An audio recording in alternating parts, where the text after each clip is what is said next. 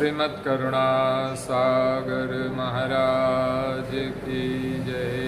Caval धाम की जय। श्री अविचल दास जी महाराज की।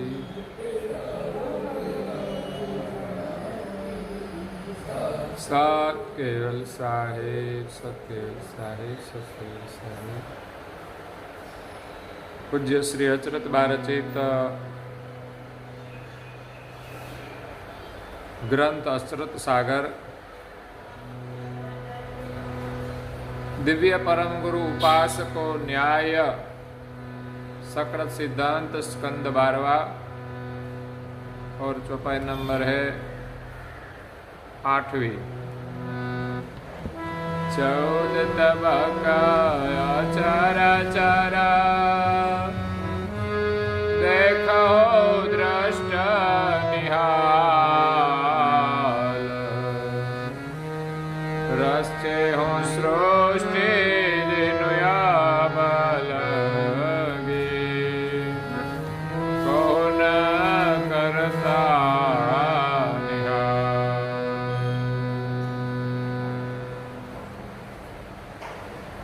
प्रेमी भक्तजनों,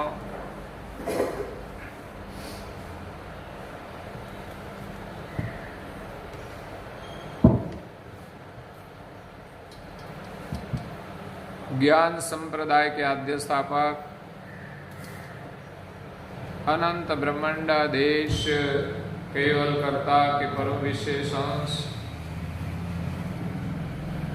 सकर्ता सिद्धांत का प्रतिपादन करने वाले पंचम स्वसम वेद के रचयिता अनंत अंशों के तारणहार केवल धर्म धुरंधर महान समर्थ परम श्रेष्ठ परम विभूतिवान परम दयालु परम कृपा निधि नव बुद्धि के सागर केवल वेता सर्वज्ञ दिव्य परम गुरु श्रीमद् करुणा सागर जी महाराज की कृपा पात्र परम गुरु के अनन्य उपासक परम विदुषी परम पूज्य श्री अचरतवा जगत के जिज्ञासु और मुमुक्षु अंशों को सकर्ता सिद्धांत के माध्यम से उपासना का न्याय करते हुए कहते हैं कि संसार में कई प्रकार की उपासनाएं हैं। इसमें सबसे श्रेष्ठ उपासना परम गुरु की है, करुणा सागर की है, जिनकी करुणा से हमें सर्जनहार की प्राप्ति होती है। सर्जनहार को भूलकर सभी अंश कर्ता के विमुख हो गए हैं। संसार में भ्रमित होकर नश्वर उपासना में भटकते हैं। सभी अंशों पर करुणा करके परम गुरु श्रीमद् करुणा सागर जी महाराज इस विश्व में दिव्य देह धारण करके सर्जनहार का संदेश लेकर आए। पूज्य श्री अचरतवा ने कहा कि परख करो गुरु परम की निजगम नयन उभार। निज ज्ञान दृष्टि खोलकर ज्ञान से अंतर्दृष्टि से हम देखें तो परम गुरु की पहचान होगी। जिनके सरवर कोई नहीं, जिनके समान संसार में कोई देवता नहीं है, ऐसे परम गुरु की हम उपासना करें। तुलसीदास जी उनके एक धुन में कहते हैं,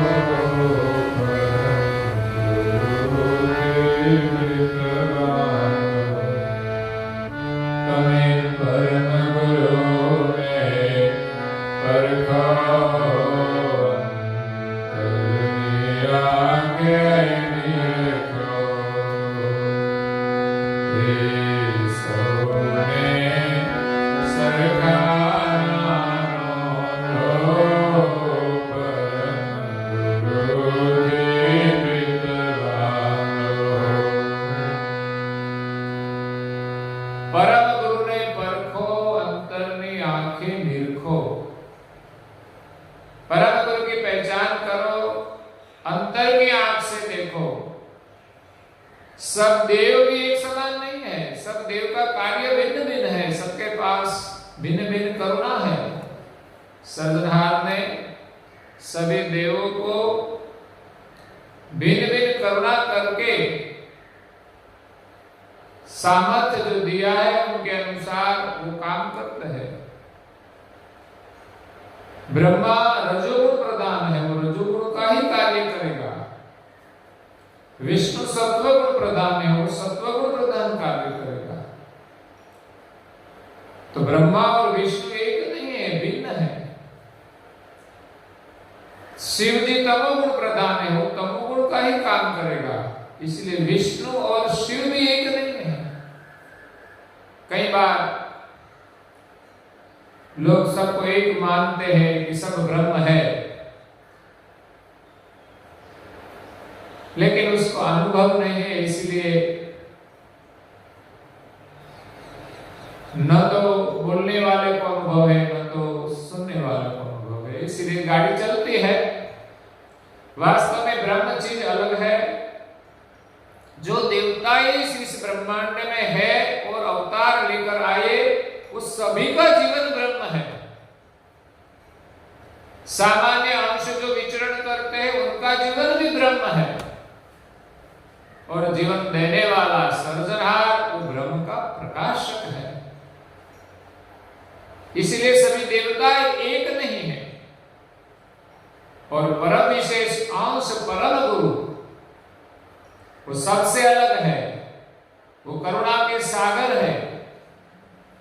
संसार में सामान्य विशेष सभी अंश जो अपने स्वरूप को भूल गए, अपने सर्जनहार को भूल गए, इस सभी अंशों को अपना स्वरूप का अनुभव देकर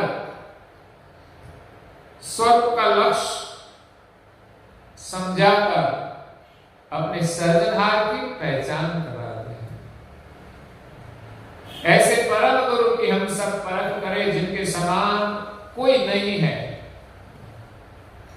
गुरु गीता में शंकर पार्वती को उपदेश देते हुए कहते हैं कि जलाना सागरो राजा यथा भवती पार्वती गुरुणाम तत्रम सर्वेषां राजायं परम गुरु। कई जलाशय है पानी के, इन सभी में सागर सबके राजा है। सागर समान कोई जलाशय नहीं है। मैंने विदेश में देखे हैं सागर जैसे तालाब, बड़े बड़े सागर जैसे तालाब है, लेकिन वो सागर के समान नहीं हो सकते। कभी भी तालाब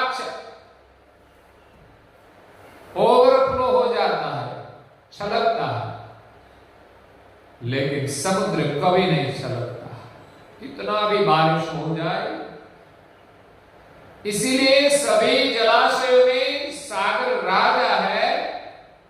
इसी प्रकार संसार में सभी प्रकार के गुरु, सभी धर्म गुरु और भिन्न भिन्न साधना के जो गुरु है, सब गुरु में परम गुरु शिरोमणि है, सर्वोपरि है, वो सबके राजा है। सभी प्रकार के गुरु को भी अंतिम शरण परम गुरु का है। इसीलिए तो परम गुरु जब भी सर्जनहार के सानिध्य में से इस सृष्टि पर आए, तब सबसे पहले देवी धामों में गए, क्योंकि वो देवी धाम के जो देवताएं हैं वो भी सर्जनहार को नहीं जानते। पहले निरंजन धाम में गए, बाद में शक्ति धाम में गए, गौलोक में गए, ब्रह्म सदन वैकुंठ कैलाश में गए, सतलोक, तापसलोक, जनलोक, महरलोक, ऋषि मंडल, तारामंडल, चंद्रलोक और सूर्यलोक में गए। क्यों गए? तो देवताएं वे सर्जनहार को नहीं जानते।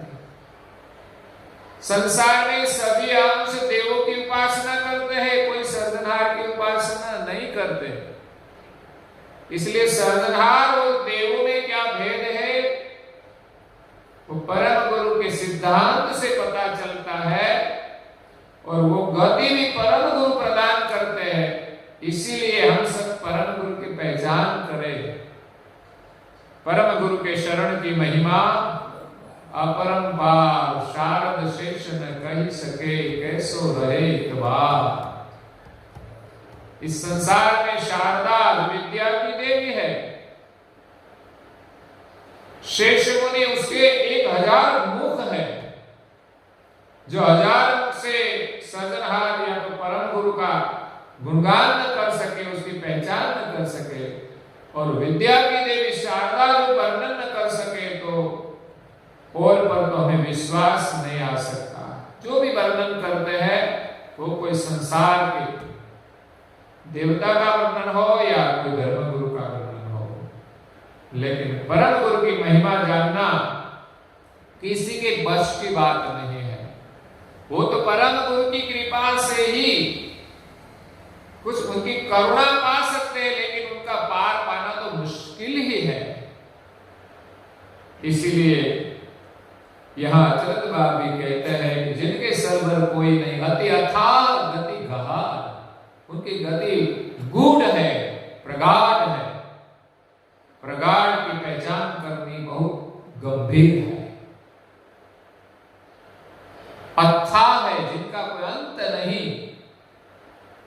जैसे समुद्र का कोई था नहीं है, पानी का कोई नाप नहीं सकते, वैसे ही परम गुरु की गति सागर समान है।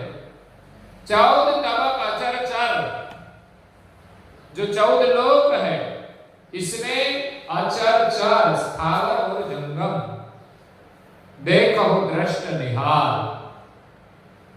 अपनी दृष्टि से आप निरीक्षण करके देखे, रचे हूं सृष्टि जिनु अब लगी। सृष्टि की रचना का प्रारंभ हुआ, सर्जन हुआ, तब से आज तक कौन करता निहार। 14 लोगों में किसी ने भी कर्ता की पहचान नहीं की। जिसने वर्णन किया वो 14 लोक का है। 14 लोक के पार कोई नहीं गए। संसार में जो जो साधना करते हैं, उपासना करते हैं, भक्ति करते हैं, वो सब 14 लोक के भीतर जो देवताएं हैं उनकी भक्ति हो रही है। ज्यादातर भक्ति विष्णु के जो अवतार हुए उनकी हुई, और वो सब वैकुंठ में गए। कोई कोई धर्मगुरु इनसे भी आगे गए हैं योग साधना करके। कोई स्त्रियां शक्ति के धाम में गई, कोई निरंजन के धाम में गए, लेकिन 14 लोक की पार ब्रह्म है, उनकी पार कोई नहीं गए। कहा जाता है कि ब्रह्म की पार 11 धाम है। ब्रह्म एक भूमिका है, उसके पर अविगत गति के 11 धाम है।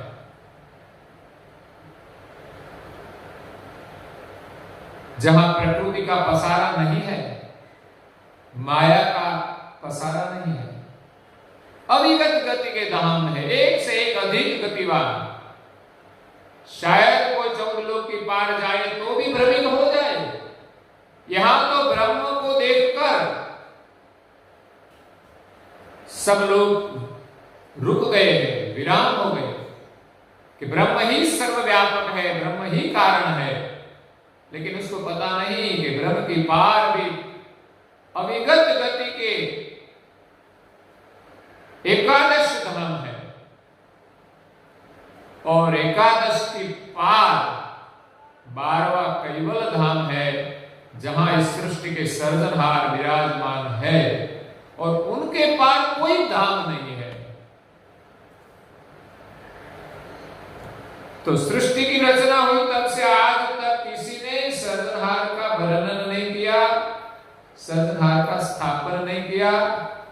पूज्य श्री अद्वैतवा यहाँ सकृत सिद्धांत का स्थापन करके परम गुरु के उपासना का न्याय बताते हैं कि हम जो जो उपासना करें वैसा फल तो मिलेगा ही। किसी भी देव की उपासना करें, झूठ नहीं है। लेकिन हम चाहे कि देव की उपासना करके हमें सर्जनहार की प्राप्ति हो जाए, हमें मोक्ष हो जाए, वो नहीं हो सकता। हाँ, 4 प्रकार की मुक्ति जो बताई है देवधाम की, वो मिल सकती है, लेकिन सर्जनहार की प्राप्ति नहीं होगी और अखंड मोक्ष नहीं होगा। पूज्य श्री अच्युत बा कहते हैं, सकल आचार्य आद्य और ईश्वर अवतार। संसार में सृष्टि की रचना हुई तब से आज तक कई आचार्य हो गए धर्म के, जिसने धर्म का उपदेश दिया, जिसने साधनाएं की, जब तक किया। और ईश्वर अवतार, विष्णु आदि के कई ईश्वरीय अवतार भी हुए। शायद और देवताओं ने भी अवतार लिया होगा। ब्रह्मास्मि भय ज्ञान से इस संसार में ब्रह्म ज्ञान से सब ब्रह्मास्मि हो गए, हम सब ब्रह्म है। हाँ, माया से थोड़ा ऊपर उठे,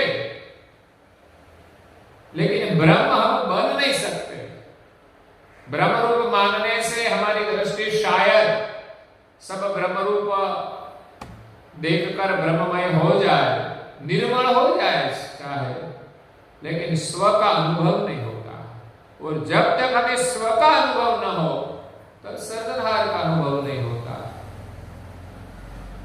स्व का अनुभव तब होता है कि हम ब्रह्म नहीं है, ब्रह्म तो हमारा जीवन है, ब्रह्म से अलग है, ब्रह्म से पार है। इस शरीर में ब्रह्म का अंश प्रणव है और हम तो प्रणव को चेतन करने वाले हैं। इस सिद्धांत से हमें अपना अनुभव होता है, लेकिन सृष्टि के आद्य से अब तक सभी धर्मगुरु, अवतारी पुरुष, बड़े बड़े महान पुरुष हुए, उन सभी ने ब्रह्म ज्ञान से ब्रह्मास्मि का अनुभव किया या तो ब्रह्मास्मि धारण की, लेकिन खुद की पहचान नहीं की। ये आद्य विचार, सृष्टि के आद्य जो सर्जनहार है, उनका किसी ने विचार नहीं किया बस हम सब ब्रह्म है। तो ये जगत बनाया किसने? किसी देव से तो बना नहीं है। हाँ, सृष्टि के आद्य में निरंजन पुरुष ने विचार किया था कि सृष्टि का सृजनहार कोई है, तो ब्रह्मधाम निरंजन धाम छोड़कर वो महाशून्य में तप करने के लिए चले गए। उसके बाद ब्रह्मा जी को 10,000 संकादिक उत्पन्न हुए, वो भी चले गए। उसके बाद ब्रह्मा जी का 5वां मुख का छेदन किया, जो सकर्ता सर्जनहार का ज्ञान का उच्चारण करते थे, और 5वां मुख का छेदन किया, तब से ज्ञान का उच्चारण बंद हो गया और धीरे धीरे 4 वेद का विस्तार हुआ। 5वां वेद का अभ्यास छूट गया, ब्रह्मा जी को भी छूट गया, और आगे जो संकादिक 5वां मुख का ज्ञान सुनकर तब करते थे, उनको भी निरंजन पुरुष ने इस सृष्टि में ब्रह्म सिद्धांत का लक्ष्य दे दिया।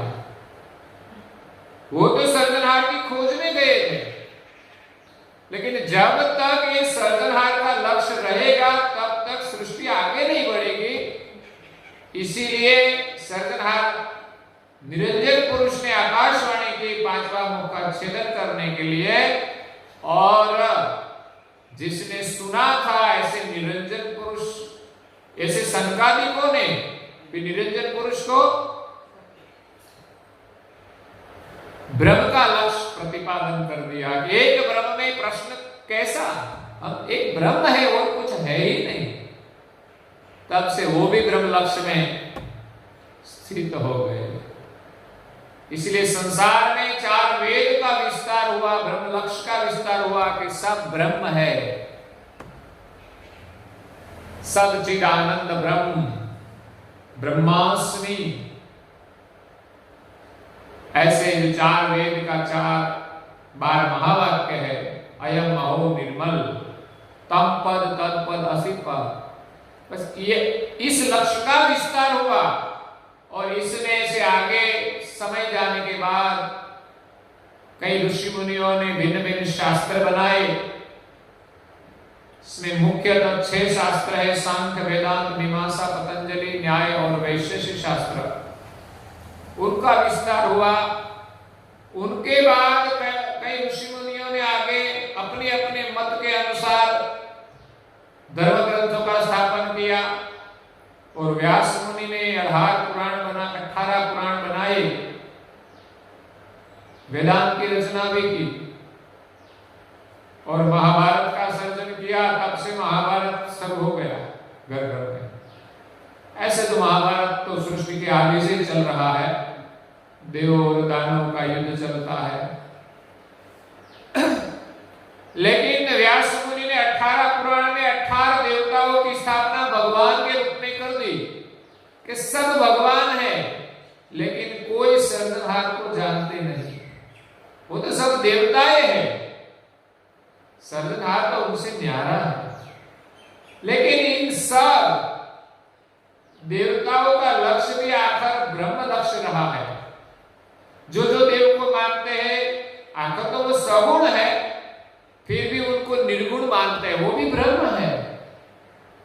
और इस प्रकार की भ्रमणाएं देखकर ही सर्जनहार ने परम विशेष अंश परम गुरु को भेजा है। इस संसार में सब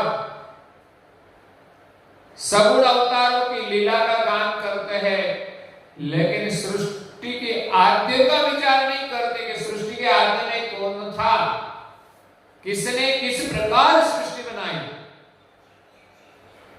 लेकिन पुराणों की मान्यता के अनुसार भिन्न भिन्न सृष्टि सर्जन की बातें करके भ्रमित कर दिए हैं और जीव तो अज्ञानी है, जो कहते हो मान लेते हैं। उसके पास इतनी समझ नहीं है कि विद्वान को प्रश्न कर सके। ब्रह्म सिद्धांतवादियों को प्रश्न करना तो कोई सामान्य नहीं है। ये तो परम विशेष अंश परम गुरु ने ये सकलता सिद्धांत का स्थापन किया और परम गुरु की करुणा से परम विदुषी पूज्य श्री अचरतबा सभी को प्रश्न कर सकते हैं। तो यहाँ पूज्य श्री अचरतबा कहते हैं कि आद्य का विचार नहीं किया, आदि विचारतायं सो जहाँ सब शशु समान, तो करता न चिन्हे को, तेरे भूले हूँ ब्रह्म ज्ञान, ते जगते परम गुरु पृथ्वी, आय दरिद्र ईश्वर सहित राजा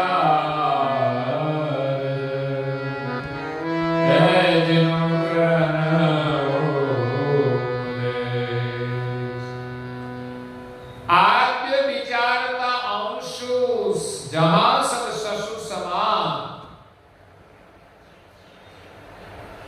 सभी अंशों आद्य का विचार करे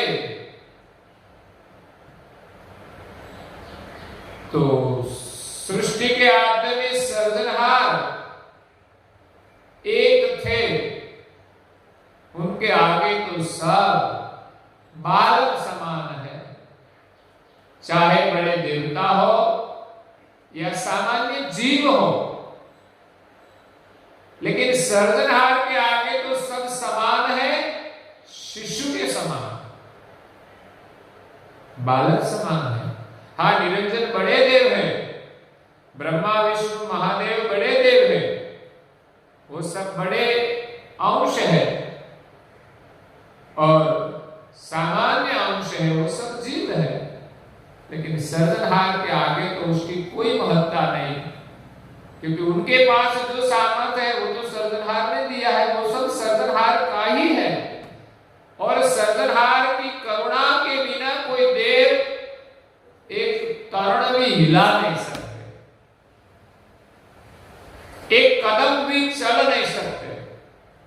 सृष्टि का जो नियमन कर रहे हैं देवताएं, निरंजन, शक्ति, ब्रह्मा, विष्णु, महादेव, शेष, मेढक, कूर्मा, जो खट महादेव है, संपूर्ण ब्रह्मांड का संचालन कर रहे हैं।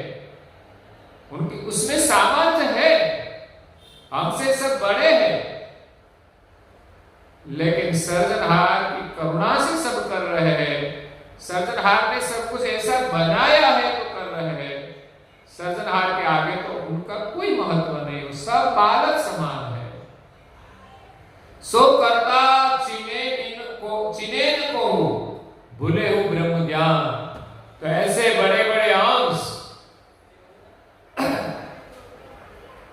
सर्जनहार के आगे जो बालक समान है, उन किसी ने भी सर्जनहार की खोज नहीं की, और सभी अंश ब्रह्म ज्ञान में भूले पड़े हैं कि हम सब ब्रह्म है, हम ब्रह्म है, वो सबका भ्रम है।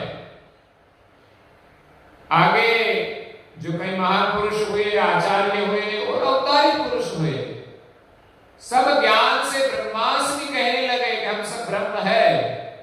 आज भी बड़े बड़े धर्मगुरु हम ब्रह्मास्मि मानते हैं। अगर उसको कहा जाए कि हम ब्रह्म नहीं है, हम सर्जनहार के अंश है, लेकिन वो कहते हैं कि 4 वेद ने कहा है कि सर्व ब्रह्म रूप है, हम सब ब्रह्म है। लेकिन उसको कहा जाए कि 5वां वेद ने कहा है सर्जनहार के हम सब अंश है, लेकिन वो 5वां वेद को मानने वाले भी नहीं है।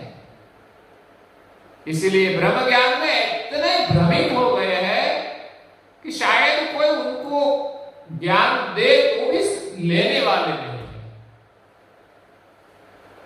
सोचते भी नहीं है कि इसमें क्या है, ये सही लगता है तो हमें स्वीकार करना चाहिए। लेकिन इस संसार की सगुण और निर्गुण उपासना में इतने भ्रमित हो गए हैं कि उनको और कुछ दिखता ही नहीं कि उनके आगे भी कुछ है। जब ते परम गुरु पृथ्वी आय धरित मनवेश,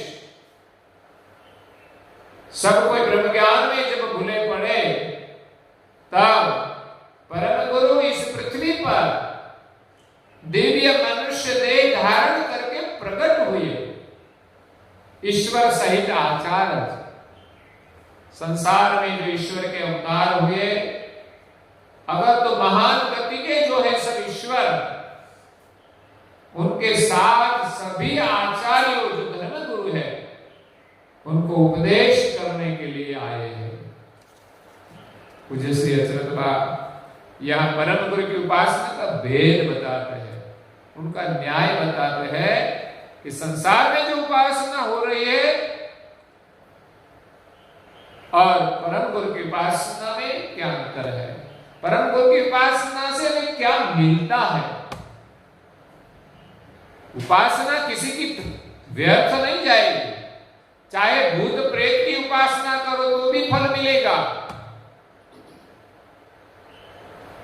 लेकिन परम गुरु की उपासना से हमें सर्जनहार की पहचान होती है।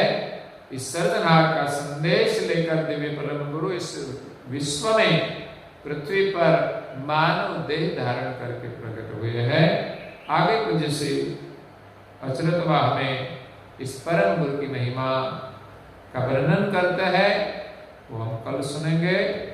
और आज के प्रवचन को यहाँ विराम देते हैं। और अंत में आज आप सब जानते हैं 21 जून 2020 अंतरराष्ट्रीय योग दिन है। योग भारत के ऋषि मुनियों की देन है। जिस योग से ही सारी सृष्टि का दर्शन होता है। और आज वर्तमान में लोग बहुत बीमार है, कई प्रकार की बीमारियां है, उससे बचने के लिए योग हमारे लिए आशीर्वाद रूप है। इसलिए जितना जिनको जो आए समझ में और अपने रोग के अनुसार ये योग करना चाहिए और रोग से मुक्त होकर हम स्वस्थ जीवन जिए। इसलिए आज अंतर्राष्ट्रीय योग दिन की आप सबको शुभकामनाएं हैं। सब योग से जागृत बने। आज के युवाओं खास करके योग का अनुसंधान करें और हमारे शरीर को स्वस्थ बनाएं। आज एक बड़ी बीमारी चल रही है जिसके कारण हम योग मना नहीं रहे हैं। सब अपने अपने घर में अपने परिवार के साथ योग करते हैं। क्यों? कि पूरे विश्व में एक कोरोना नाम की महामारी फैली है जिसके कारण हम इकट्ठा नहीं हो सकते। तो इस कोरोना से बचने के लिए भी योग आशीर्वाद रूप है।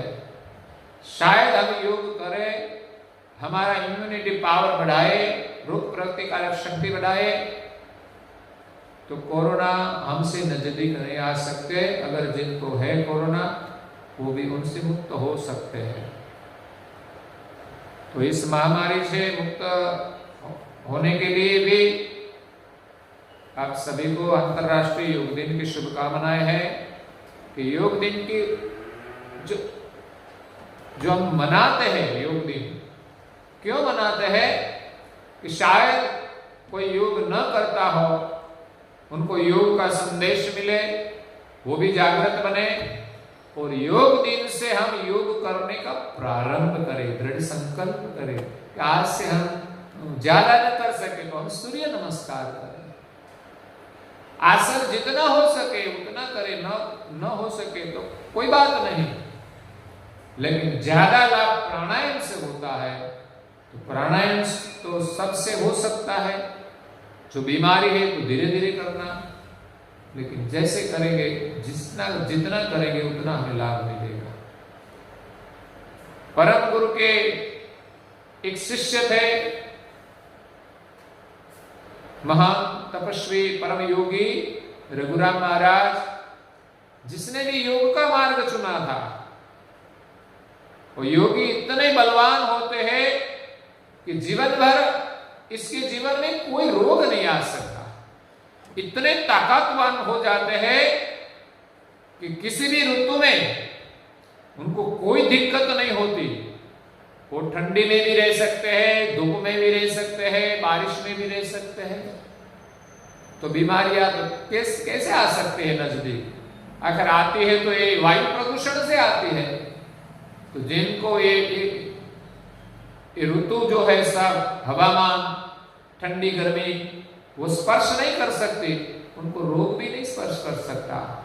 तो इस तपस्वी रघुराम महाराज ने आसन और प्राणायाम का योग करके पंच मुद्राएं भी सिद्ध की थी, जिसके कारण कहीं भी जाने के लिए उसको कोई दिक्कत नहीं होती। फिर भी इस योग मुद्रा का उपयोग इसने अपने प्रचार के लिए नहीं किया, शायद जहां भी जरूरत हो परमार्थ के लिए किया, और ज्यादा तो उपयोग किया ही नहीं।